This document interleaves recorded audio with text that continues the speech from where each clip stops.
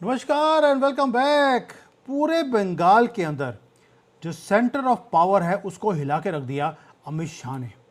पहुंच गए बंगाल के अंदर और जो किला था बंगाल का उसे ब्रीच करके रख दिया उन्होंने, और साथ में एक सीक्रेट कोड भी अनाउंस कर दिया। इनको लगता था कि जो चीफ मिनिस्टर है वो अनटचेबल है काली घाट में। अमित शाह ने प्रूव किया ये पता नहीं किस गफलत में बैठे हुए हैं, ये हिंदुस्तान है, अभी ये बांग्लादेश नहीं बना है। और जो इनके जिहादी नेटवर्क था ममता बानो का, उनको सांप सूंघ गया है, क्योंकि अमित शाह वो मार्च किए right in front of Mamata Banerjee's house. वो किला, वो घर जिसके आसपास कोई पहुंच नहीं सकता, वहां पे अमित शाह पहुंचते हैं। और ये जो ललकार दिया है उन्होंने ममता के घर के बाहर, वहां खड़े होकर किया है, कोई दिल्ली में बैठ के नहीं किया या कोई रिमोट प्रेस कॉन्फ्रेंस से ललकार नहीं दिया है। डायरेक्ट एक्सप्लोजिव कन्फ्रंटेशन है उसके घर के अंदर, उसके किले के बाहर। लेकिन अमित शाह ने ये किया क्यों, और ये कोड 15 क्या है जो अनाउंस किया अमित शाह ने, इसके ऊपर बात करते हैं। क्योंकि कई महीनों से जो जिहादी हैं, ममता बानो है, वो चुनौती दे रहे थे अमित शाह को और पूरी गवर्नमेंट को। क्या बोला उन्होंने कि वो यहाँ पे बंगाल में आ नहीं सकता। अमित शाह तो क्या आएगा यहाँ पर, वो अगर आया भी तो होटल से बाहर निकल नहीं पाएगा, बाहर पत्थर वाले वेट कर रहे होंगे। वो फिर उन्होंने बोला कि यार आप ममता के साथ लड़ने की बातें बोल रहे हो, ममता से बाद में लड़ना, उसका जो भतीजा है उससे पहले लड़के दिखाओ, बंगाल में घुस के तो दिखाओ। ये सारे तंज थे जो अमित शाह और बीजेपी और सारी पॉलिटिकल पार्टीज को सुनाए गए इन जिहादियों की तरफ से। वही जिहादी जो अभी अभी यतीम हुए हैं खमेनी के मरने के बाद। लेकिन इनकी पैंटें कभी लीक होने से बंद नहीं होती। तो शाह साहब ने क्या किया, अमित शाह ने ये सारे जो तंज थे इनको इकट्ठा किया और एक लीथल आंसर वो दे दिया, बिल्कुल ममता के घर के बाहर खड़े होकर। अब बड़े बाहर खड़े होकर ललकारा भी है कि तुम्हें अब मैं सत्ता चेंज करके दिखाऊंगा।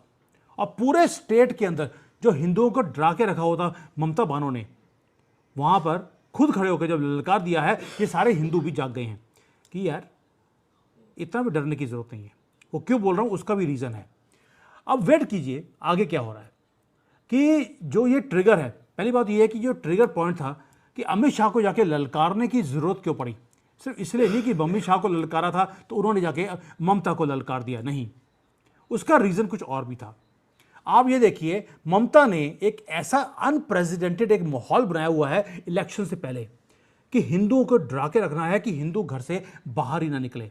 जो पॉलिटिकल वर्कर्स हैं, पॉलिटिकल पार्टीज हैं, सबको डरा के रखा है कि अगर आपने बंगाल में इलेक्शन लड़ने की कोशिश करी या आपने ममता बानो के सिवाय किसी और को वोट करने की कोशिश करी तो आपको मार दिया जाएगा। इसलिए ममता बानो ने वही किया, इन जिहादियों को एक्टिवेट कर दिया।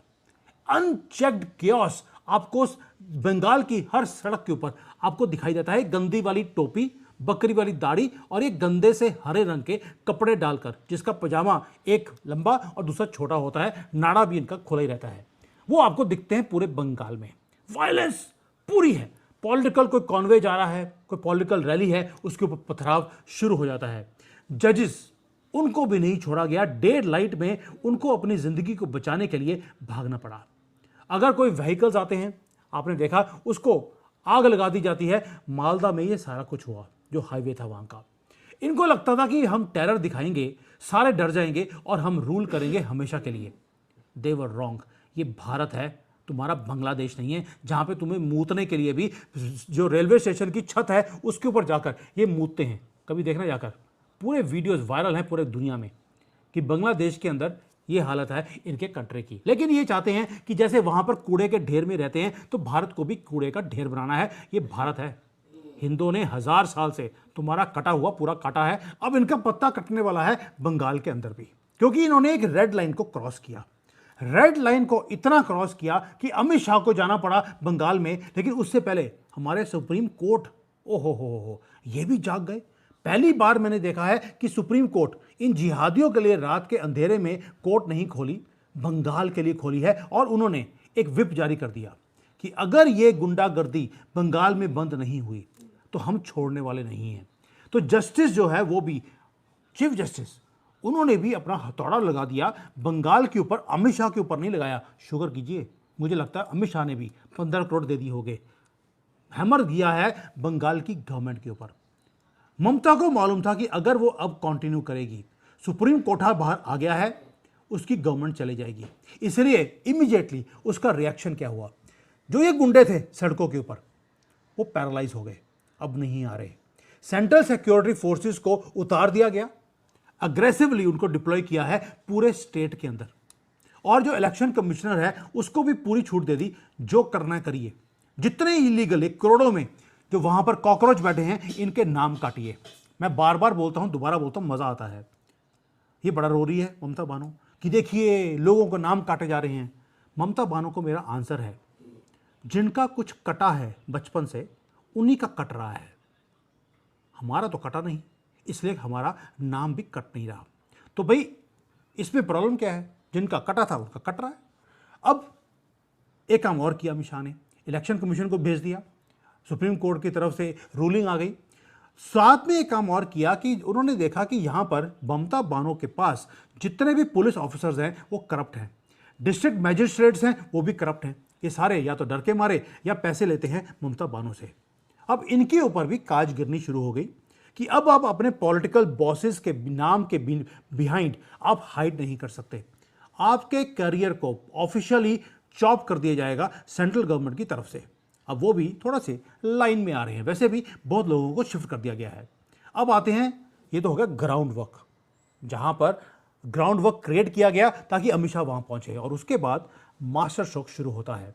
एक ऐसा मूव जो रूलिंग पार्टी, जो ममता की ये गुंडा वाली पार्टी है, वो टेरिफाइड है। अमित शाह वहां पे जाते हैं और लाइव टीवी के ऊपर बोलते हैं, मैंने एक सीक्रेट कोड को अनलीश कर दिया है, कोड नाम है 15। अब ये 15 क्या है? उन्होंने अनाउंस किया कि वो बंगाल में ममता बानो जहां रहती है उसी गली में वो 15 दिन के लिए वहां बैठने वाले हैं, और ये ममता बानो को टेरिफाई कर रही है। क्यों? क्योंकि उसे मालूम है कि हिस्ट्री में क्या कुछ हुआ था। अमित शाह ने जहां जहां पर भी अपना डेरा गाड़ा, वहां का पॉलिटिकल मैप को पूरा उन्होंने चेंज करके रख दिया। उत्तर प्रदेश 2014 अमित शाह बैठे, पूरा का पूरा स्टेट का नक्शा ही चेंज कर दिया।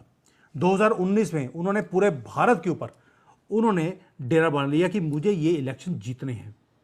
तो पूरी की पूरी जो ग्राउंड प्रेजेंस है पॉलिटिकल की, वो चेंज हो जाती है जैसे ही ये सामने आते हैं अमित शाह जी।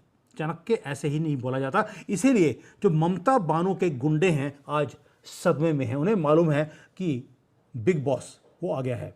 अब स्ट्रैटेजी क्या है? स्ट्रैटेजी बहुत ही सिंपल है अमित शाह की। पहली बात ये, उन्होंने बोल दिया मैं खुद बैठा हूं यहां पे, ताकि जो हिंदू है उसको पता लगे कि तुम्हारी गवर्नमेंट तुम्हारे साथ है। साथ में उन्होंने एक और बोल दिया, हमें यहां पर 170, 180, 200 सीटें जीतने की जरूरत नहीं है, अपनी एनर्जी को वेस्ट मत करो, बस आप सीधा काम करो। एक ही सीट है भवानीपुर, जहां से ममता बानो खुद लड़ती है, इस सीट को जीतना है ताकि उसे अपने गढ़ में हराया जाए। एक साइकोलॉजिकल फियर लोगों के दिमाग में जो बैठा हुआ है कि ममता बानो को कोई हरा नहीं सकता, उस फियर को तोड़ना है ताकि कॉमन मैन जो वहां पे है उसको पता लगे कि इनविंसिबल जिहादन ये भी गिर सकती है अपने ही घर के अंदर। पिछली बार भी ये अपनी सीट हार गई थी, उसके बाद इसने फिर दूसरी सीट से लड़कर वहां पर, वो कौन सी, वही जहां पर हरी टोपी वाले गंदे गंदे लोग जहां पर आते हैं, वहीं से वो जीती है। और अगर ये भवानीपुर की सीट हार गई, पूरी की पूरी जो एंटायर गवर्नमेंट है वो कोलैप्स कर जाएगी ऑटोमेटिकली। डोमिनो इफेक्ट इसी को बोलते हैं। इसलिए अमित शाह ने ट्रैप को सेट कर दिया, खुद बैठे हैं 15 दिन के लिए बंगाल के अंदर। क्यों? क्योंकि उन्हें मालूम है कि ममता बानो एक ही रीजन के कारण जीत सकती है, वो है डेमोग्राफिक टाइम बॉम्ब के कारण। और अमित शाह ने भी उनकी जो घड़ी है वो टिक टिक करनी शुरू कर दी। SIR में नाम कट रहा है, जिनका कटा है उनका कट रहा है, और उनको वो सारे बांग्लादेशी जो हैं वो भाग रहे हैं चूहों की तरह। दूसरा, थोड़ा सा इन्होंने बांग्लादेशियों को थोड़ा सी आईना भी दिखा दिया। अमित शाह ओपनली बोलते हैं हमारी गवर्नमेंट आने वाली है और तुम लोगों को चुन चुन कर यहां से बाहर कूड़े के ढेर में भेजा जाएगा जहां पे तुम पैदा होते हो। ये अमित शाह के वर्ड्स है। अब तो इन्होंने खुद ने भी, अमित शाह ने, बाकियों ने भी इनको कॉकरोच बोलना शुरू कर दिया है। मैं हैरान हूं, जो मुहिम मैंने शुरू करी थी पूरे भारतीयों को पता लगे ये लोग कॉकरोच हैं, अब दुनिया ने बोलना शुरू कर दिया, अमित शाह ने बोलना शुरू कर दिया है कॉकरोच। इन कॉकरोचों को उसी कूड़े के ढेर में ये वापस भेजे जाएंगे। अब जो लोकल लोग हैं, लोकल लोग जो वहाँ के स्टेट के हैं, वो दुखी हो चुके हैं। वहाँ पर हर रोज़ दंगे होते हैं रिलीजन के नाम पर, सिर्फ इसलिए ताकि हिंदुओं को डरा कर उनको भगाया जाए, उनके घरों को टेक ओवर किया जाए। अब एक काम और था, वो ये था कि सेंट्रल गवर्नमेंट ने बोला कि जो जितना भी बांग्लादेश के साथ बॉर्डर है उसे हम सील करेंगे फेंसिंग कर कर। ममता बानो ने नहीं करने दिया, क्योंकि वहाँ पे जो ज़मीन चाहिए, एसेंशियल ज़मीन, वो भी ममता बानो ने नहीं लेने दी। गवर्नमेंट हाई कोर्ट में गई और कलकत्ता जो हाई कोर्ट है, उन्होंने एक मैसिव ह्यूमिलेटिंग ब्लो दिया है ममता बानो को। उन्होंने ऑफिशियली फोर्स किया ममता को कि तुम्हें ये ज़मीन देनी पड़ेगी बीएसएफ को। अब ममता बानो के पास कोई भी चारा नहीं है, उसके वोट बैंक जो हर रोज़ वहाँ से कॉकरोचों की तरह इधर आ रहे हैं, वो भी बंद। हर सिंगल एस्केप रूट जो ममता का है उसे सिस्टमेटिकली शट डाउन किया जा रहा है। लोकल गुंडास का जो मसल है उसे न्यूट्रलाइज कर दिया। सेंट्रल की पूरी जो सीआरपीएफ की जो वो है मशीनरी है, उसको वहाँ भेजकर, और मैंने कई वीडियोस देखी हैं जहाँ पर सीआरपीएफ के लोग बोलते हैं अगर पत्थरबाजी करने की कोशिश करी वहीं पे गाड़ देंगे, गोली चला देंगे, ये स्टेट की पुलिस नहीं है, हम सेंट्रल गवर्नमेंट के रूल के हिसाब से चलते हैं। पत्थरबाजी आपने देखी होगी कि बंगाल में नहीं हो रही जब से सीआरपीएफ आई है, उन्हें मालूम है ये गोली चलने वाली है। बॉर्डर्स को दूसरी तरफ से पूरा का पूरा लीगली लॉक कर दिया गया है। और जो हाईएस्ट कोर्ट है, सुप्रीम कोठा, ये कोठा वर्ड इनके नाम से जा नहीं सकता, क्योंकि उन्होंने अगर एक जजमेंट भारत की फेवर में दे दी है, इसका मतलब ये नहीं है कि ये कोठेबाजी वाले नहीं हैं। उन्होंने भी अपनी एक मूव भारत की फेवर में पहली बार उन्होंने कर दी कि अब हम खुद सिचुएशन को मॉनिटर कर रहे हैं बंगाल में, और अगर यहाँ पर दंगे हुए वी विल टेक एक्शन। ऊपर से आपको पता है जो पॉलिटिकल अर्थ है, जो धरती है बंगाल की, उसे पूरा क्रैक ओपन कर दिया अमित शाह ने 15 दिन का काउंटडाउन देकर। और 15 दिन का जो काउंटडाउन है वो शुरू हो चुका है। ये है biggest political earthquake of the last 15 years जो हिट हो रहा है बंगाल के अंदर पहली बार। एंड गेम ऑफिशियली शुरू हो चुकी है दोस्तों बंगाल की। वहाँ के जो हिंदू हैं उन्हें थोड़ी सी हिम्मत आ रही है, जिन्हें हर रोज़ डराया जा रहा है कि घर से बाहर निकले वोट करने के लिए। बेशक सीआरपीएफ खड़ी है, आपको छोड़ा नहीं जाएगा। अगर टीएमसी का आदमी, वहाँ पर जो लोग हैं बंगाल के, उन्होंने मुझे 2 चीज़ें और बताई। उन्होंने बोला बंगालियों को बोला जा रहा है कि अगर यहाँ पे आपके एरिया में टीएमसी नहीं जीती, आपकी लड़कियों को उठा के ले जाएंगे और आपके सामने उनका रेप किया जाएगा। ये धमकी टीएमसी के गुंडे दे रहे हैं। दूसरा एक काम और कर दिया, कई लोगों ने मुझे बोला कि सर हम अगर टिकट बुक करवाने की कोशिश कर रहे हैं कि इलेक्शंस आ रहे हैं, हम घर में जाकर अपने बीजेपी को वोट करेंगे, तो हमें टिकट नहीं मिल रही। ना फ्लाइट की टिकट मिल रही है, ना रेलवे की टिकट। सारी टिकटें, सारी जितनी भी वो हैं रेलवेज़ की हैं, वो सारी की सारी पहले से ही बुक करके रखी हैं। ट्रेन खाली चली जा रही है, लेकिन हिंदू को वोट टिकट नहीं मिल रही। लेकिन अगर मुसलमान कोई टिकट को बुक करता है बंगाल जाने के लिए, उसको टिकट मिल जाती है। इतना बड़ा इकोसिस्टम बनाया हुआ है इन्होंने रेलवेज़ का भी, कि हिंदू वापस जाकर वोट ही ना कर पाए, और वो खुद कॉकरोचों की तरह पूरे भारत से निकल कर वहाँ जा रहे हैं वोट करने के लिए। इनके पास तो इलीगल वोट्स हैं, ये जाके दे देंगे। इतनी बड़ी गेम है। अमित शाह को ये वीडियो इसलिए बना रहा हूँ ताकि अमित शाह को ये भी पता लगे कि these are also things which are happening against our country. इसको भी ठीक करना जरूरी है। Thank you. जय हिंद। वंदे मातरम।